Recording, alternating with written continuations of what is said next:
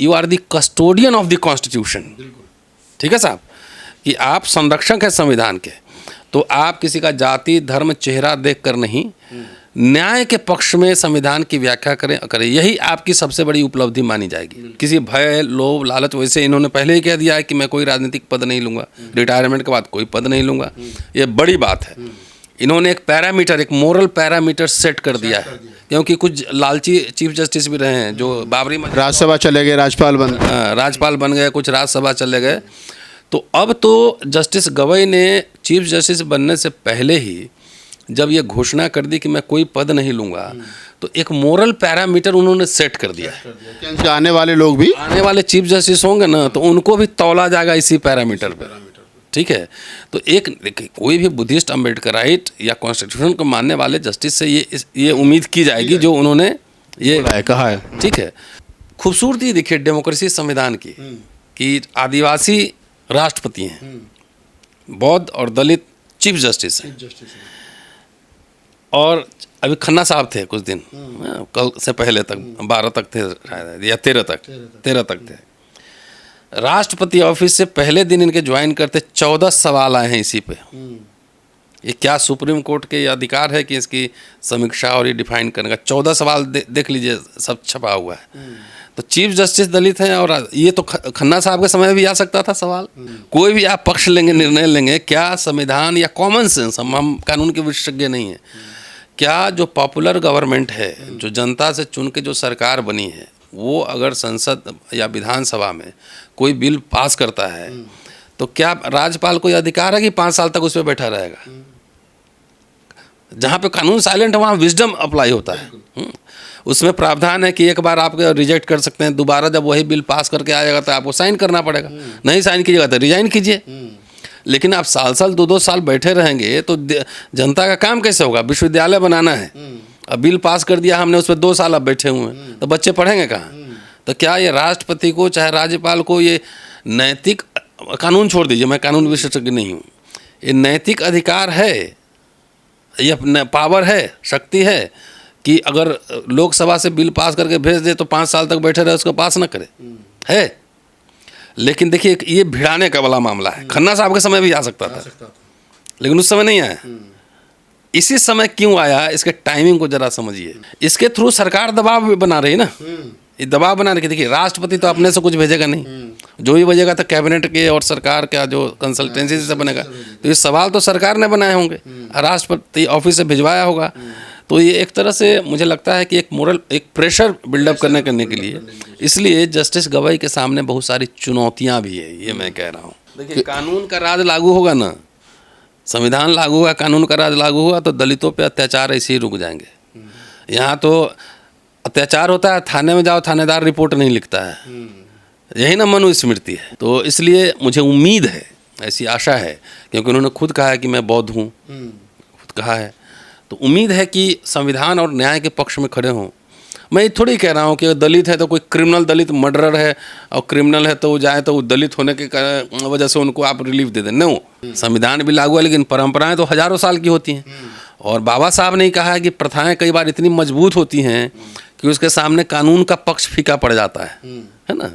कि भेदभाव करना कोई स्कूल आपको सिखाता है किताब में, कानून की किताब में है, लेकिन बचपन से ही भेदभाव करने की परंपरा कहाँ से आती है? वो घर है, पाठशाला, वहाँ से सिखाया जाता है। तो जो इंग्लिश स्कूल में पढ़ रहा है, जो कन्वेंट स्कूल में पढ़ रहा है, बड़े बड़े, उसको कैसे ये सब जात धर्म, आप देखिए सोशल मीडिया पर जितने हेट कैंपेन करने वाले हैं, कितने सारे आपको इंग्लिश स्पीकिंग हाई फाई लोग मिल जाएंगे, मिलेंगे ना, विदेश में बैठे हुए हैं लेकिन कर रहे हैं। तो उनको सिखलाता कौन है?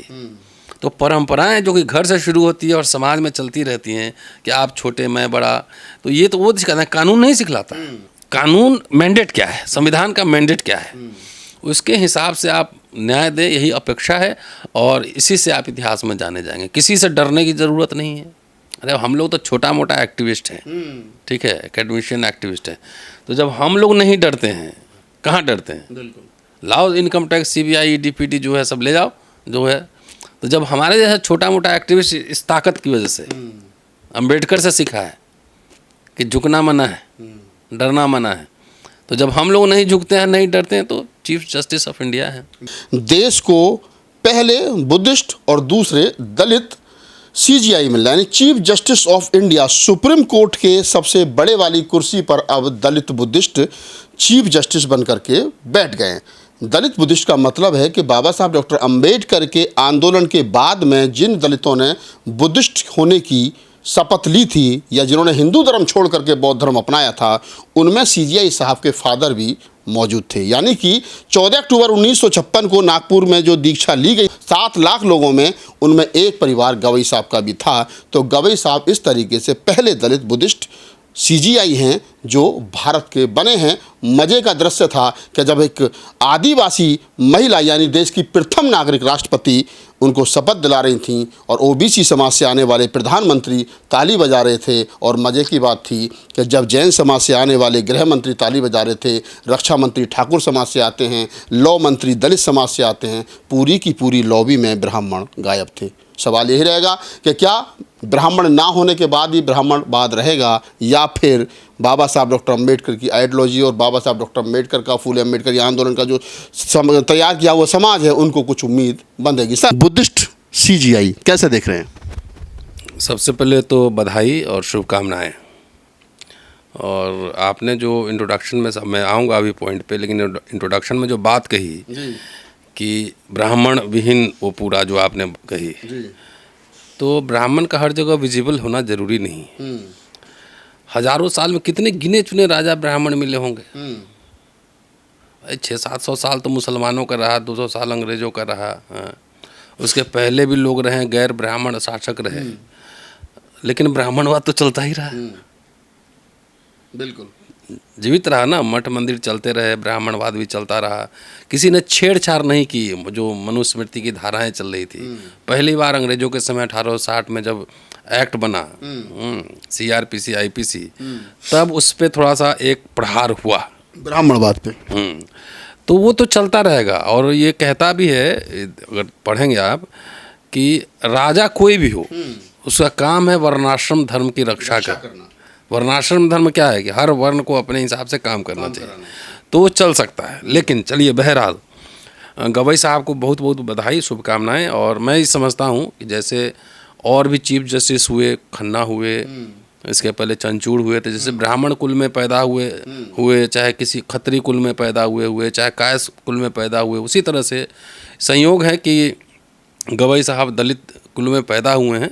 लेकिन ये बात सत्य है कि पहले बुद्धिस्ट हैं, तो उनसे अपेक्षाएं तो रहेंगी। और एक ही अपेक्षा हमारी है, मेरे हाथ में एक किताब है, ये आपने देखा होगा, धर्मांतरण। तो इसमें बाबा साहब का कलेक्शन जो भाषणों का है, ज्ञापन का है, उनके इंटरव्यूज़ का है, एक कलेक्शन है। मैं उन्हीं के हवाले से कुछ बात कहता हूँ, बिल्कुल तो समझने में मज़ा आएगा। एक तो है कि 2 मई 1950 को दिल्ली में गौतम बुद्ध जी की 2494वीं जयंती मनाई गई थी। उसमें बाबा साहब का एक भाषण है, उसके कुछ अंश मैं आपको सुनाता हूँ। ये आज़ादी के बाद का है और संविधान 2 मई 1950 संविधान लागू होने के 4 महीने बाद का है। वो कह रहे हैं कि हमारे राष्ट्र ध्वज पर बुद्ध का चक्र है, हमारी राज मुद्रा बौद्ध दर्शन पर अधिष्ठित है, साथ ही नए संविधान के अनुसार हमारे राष्ट्राध्यक्ष का जब पदासीन किया गया, तब बुद्ध की मूर्ति को ही श्रेष्ठ माना गया। ठीक है साहब। अब आइए एक भाषण का अंश और दे देता हूँ। 3rd बुद्धिस्ट काउंसिल बर्मा में हुआ था, वहाँ गए थे वो भाषण देने, बाबा साहब। हाँ, 54 का है, 4 दिसंबर 1954 का भाषण है। उसमें जो बात कह रहे हैं वो सुनिए ज़रा सा, क्योंकि उनके भाषण संकलन पढ़ेंगे पूरे में, तो कहते हैं कि जो स्वतंत्रता, समता और बंधुत्व का जो मेरा दर्शन है, वो दर्शन फ्रांस की क्रांति से नहीं लिया गया है, वो बुद्धिज़्म से लिया गया है, बुद्धा के उस मार्ग से लिया। ठीक है। तो ये पूरा जो कॉन्स्टिट्यूशन का जो पूरा मैंडेट है एक तरह का, कि समता, बंधुता, न्याय, बंधुत्व ये होना चाहिए, स्वतंत्रता होनी चाहिए, वो मैंडेट कह रहे हैं कि हमने बुद्धा से ली है। तो 4 दिसंबर 1954 को जो भाषण दे रहे थे, तो बोलते हैं पार्लियामेंट में था, तभी बौद्ध धर्म के पुनरुत्थान के लिए कुछ बातें मैंने कर दी हैं। मैं भारतीय संविधान का शिल्पकार हूँ, मैंने वह संविधान बनाया है। एक बात यह है कि उसमें पाली भाषा के उत्थान का प्रबंध मैंने कर रखा है, और दूसरी बात है कि राष्ट्राध्यक्ष के राजवाड़े के ऊपर गौतम बुद्ध के उपदेशों में से पहला चरण धम्मचक्र परिवर्तन लिखा दिया है। ब्रह्म देश के अध्यक्ष डॉक्टर जीपी मल्लशेखर के ध्यान में मैंने ये बात बता दी। देखकर उन्हें भी बड़ा अचरज लगा। तीसरी बात यह है कि भारतीय पार्लियामेंट के निशान पर भारत सरकार के प्रतीक के रूप में अशोक चक्र को संविधान में मान्यता दिला दी है। यह सब करते हुए मुझे हिंदू, मुसलमान, ईसाई और पार्लियामेंट के अन्य सदस्यों की ओर से कोई विरोध नहीं हुआ। जितना ये कह रहे हैं कि कोई विरोध नहीं हुआ। इतना सुस्पष्ट और हर मुद्दे का विश्लेषण मैंने पार्लियामेंट में किया है। इस तीसरे अंतर्राष्ट्रीय अधिवेशन में इकट्ठा आए 28 राष्ट्रों में से क्या किसी एकाध राष्ट्र ने ऐसा किया है? समझ रहे हैं बात? एकाध राष्ट्र ने ऐसा किया है? सवाल खड़े कर रहे हैं। इतना करके मैं रुका नहीं। बम्बई शहर में मैंने सिद्धार्थ नाम से एक बड़े कॉलेज की स्थापना की है, सिद्धार्थ गौतम बुद्ध का नाम। इसी प्रकार अजंता वेरूल के जाते समय रास्ते में पड़ने वाले औरंगाबाद शहर में भी दूसरे कॉलेज की स्थापना की। बम्बई के कॉलेज में 2900 और औरंगाबाद के कॉलेज में 500 छात्र पढ़ रहे हैं। लंबा भाषण है लेकिन ये रेलेवेंट है। अब मोदी जी तो आरएसएस के ट्रेंड हैं, बीजेपी प्रधानमंत्री हैं। उन्होंने आके जो सबसे पहला काम क्या किया? पार्लियामेंट बदल दिया। पार्लियामेंट बदला है? और उसके साथ सिंगोल ला दिया और जो शेरों का जो मुद्रा थी उसमें चेंज कर दिया। ठीक है। तो ये खाली प्रतीकों का बदलाव थोड़ी है, दर्शन का बदलाव भी है। ठीक है। तो मेरा ये कहना है कि आप किस कुल में, किस समुदाय में आप जन्मे हैं, लेकिन जिस पद पे बैठे हैं उसकी एक पूरी मर्यादा है। कई जजमेंट्स कंट्रोवर्शियल होते हैं, बहुत सारे जजों के होते हैं, जैसे बाबरी मस्जिद का मसला रहा। संविधान का जो मैंडेट है और जो शपथ लिया गया है कल, उसको मद्देनजर रखते हुए आप संविधान के हिसाब से फैसले लें। बिल्कुल। लोकशाही में अभी भी डॉक्टर अंबेडकर को पढ़ें, संविधान तो लागू हो गया लेकिन परंपराएं चलती रहीं। परंपराएं चलती हैं, जिनको निरस्त हो जाना चाहिए था वो भी चलती। ठीक है। अब देखिए मध्य प्रदेश के जो क्या नाम, विजय शाह जो मिनिस्टर हैं, 8 बार के विधायक। हाँ, आज ही जस्टिस गवई साहब ने डांट फटकार लगाई है कि आप संवैधानिक पद पर बैठे हुए हैं और इस तरह की बात, जो कि सोफिया कुरैशी के बारे में दिया था, टेररिस्ट की बहन बता दिया था। मध्य प्रदेश हाई कोर्ट के जज ने एफआईआर करने के आदेश दिए डीजीपी को, और आरएसएस बीजेपी को देखिए उस पर कोई कार्रवाई नहीं की है। अभी तक पार्टी में बने हुए हैं, पद पर बने हुए, पद मुक्त नहीं किए गए हैं। तो ये समझ लीजिए कि एक बहादुर महिला जो कोई मुसलमान संप्रदाय में जन्मी है, वो जान पे जाके वहाँ पे लड़ाई करने पहुँची है और उसको भी आतंकवादी की बहन बता रहा है। इस पर आरएसएस बीजेपी चुप है। ठीक है। तो जहाँ आपकी सरकार चुप है, पार्टी चुप है, तो एक जस्टिस से ये उम्मीद की जाएगी, जैसा कि मध्य प्रदेश के हाई कोर्ट ने किया है, कि आप you are the custodian of the constitution. ठीक है साहब, कि आप संरक्षक हैं संविधान के। तो आप किसी का जाति, धर्म, चेहरा देखकर नहीं, न्याय के पक्ष में संविधान की व्याख्या करें। यही आपकी सबसे बड़ी उपलब्धि मानी जाएगी। किसी भय, लोभ, लालच, वैसे इन्होंने पहले ही कह दिया है कि मैं कोई राजनीतिक पद नहीं लूँगा, रिटायरमेंट के बाद कोई पद नहीं लूँगा। ये बड़ी बात है। इन्होंने एक पैरामीटर, एक मोरल पैरामीटर सेट कर दिया है, क्योंकि कुछ लालची चीफ जस्टिस भी रहे हैं जो बाबरी राज्यसभा चले गए, राज्यपाल बन गए, कुछ राज्यसभा चले गए। तो अब तो जस्टिस गवई ने चीफ जस्टिस बनने से पहले ही जब ये घोषणा कर दी कि मैं कोई पद नहीं लूँगा, तो एक मोरल पैरामीटर उन्होंने सेट कर दिया है। आने वाले लोग भी, आने वाले चीफ जस्टिस होंगे ना, तो उनको भी तौला जाएगा इसी पैरामीटर पर। ठीक है। तो कोई भी बुद्धिस्ट, अम्बेडकराइट या कॉन्स्टिट्यूशन को मानने वाले जस्टिस से ये उम्मीद की जाएगी जो उन्होंने ये कहा है। ठीक है। तो हमारा ये कहना है कि न्याय, जैसे एक बार बताइए, सुप्रीम कोर्ट में मैं कई बार कह चुका हूँ, एक कोर्ट नहीं 17 कोर्ट है। ठीक है। एक कोर्ट में राहुल गांधी की सुनवाई चल रही है, वो भी भावनाहत सुनवाई। एक कोर्ट में इमरान प्रतापगढ़ी की सुनवाई चल रही है, वो भी भावनाहत। एक कोर्ट में मान लिया कि आपकी सुनवाई चल रही है, भावनाहत। तो राहुल गांधी, इमरान प्रतापगढ़ी को उसमें न्याय मिल गया और आपका पिटिशन रिजेक्ट हो गया। तो क्या रूल ऑफ लॉ है? एक ही धाराएं हैं, एक ही धाराएं हैं जिसमें राहुल गांधी को, इमरान प्रतापगढ़ी को न्याय मिल जाता है, लेकिन आपको जो है ना, आपके पिटिशन को रद्द कर दिया जाता है उसी सुप्रीम कोर्ट में, बगल वाले रूम में। तो क्या ये रूल ऑफ लॉ है? न्याय है?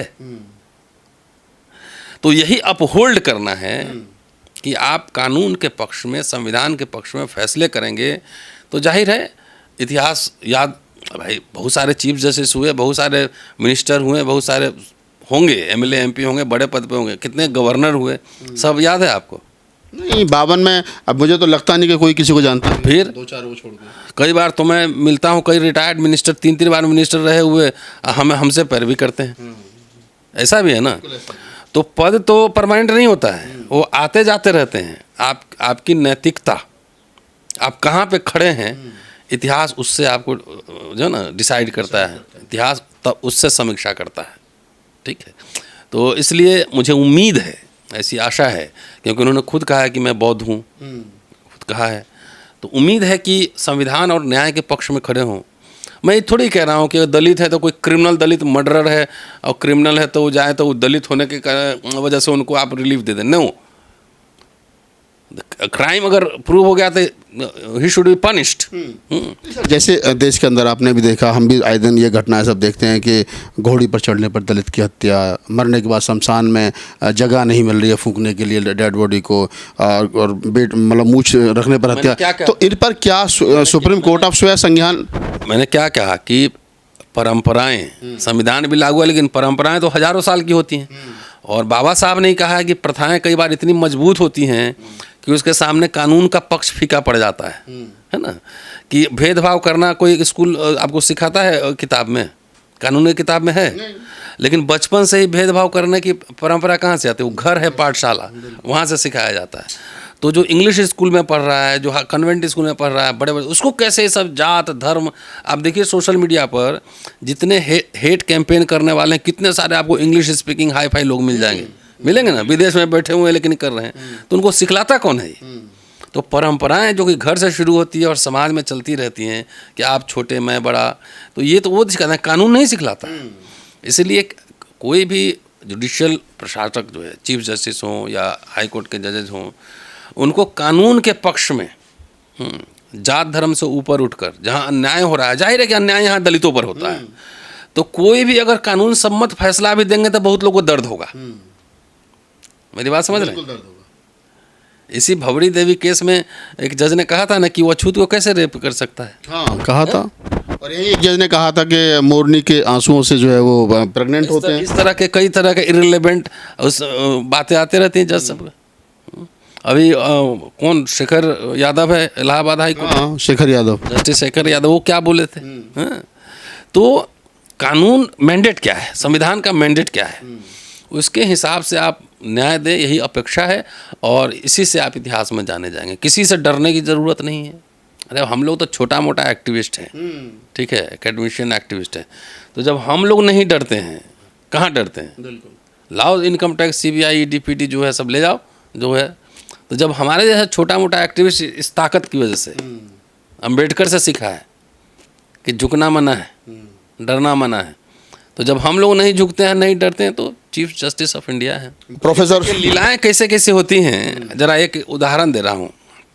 अभी तो फटकार लगी है विजय शाह को, और परसों शायद सुनवाई होगी, शनिवार को शायद, और वक्फ बोर्ड का शायद मंगलवार को सुनवाई होना है, ठीक है। इन बिटवीन देखिए, राज्यपाल कितने दिन तक रोक सकता है किसी बिल को? इस पे पिछले महीने अप्रैल में जस्टिस पारदीवाला ने एक जजमेंट दिया था कि 3 महीने तक अगर आप नहीं इसको पास करेंगे राज्यपाल, तो इसको स्वतः पास माना जाएगा। और राष्ट्रपति के लिए था कि 1 महीने के भीतर नहीं निपटाएंगे तो ये स्वतः पास माना जाएगा।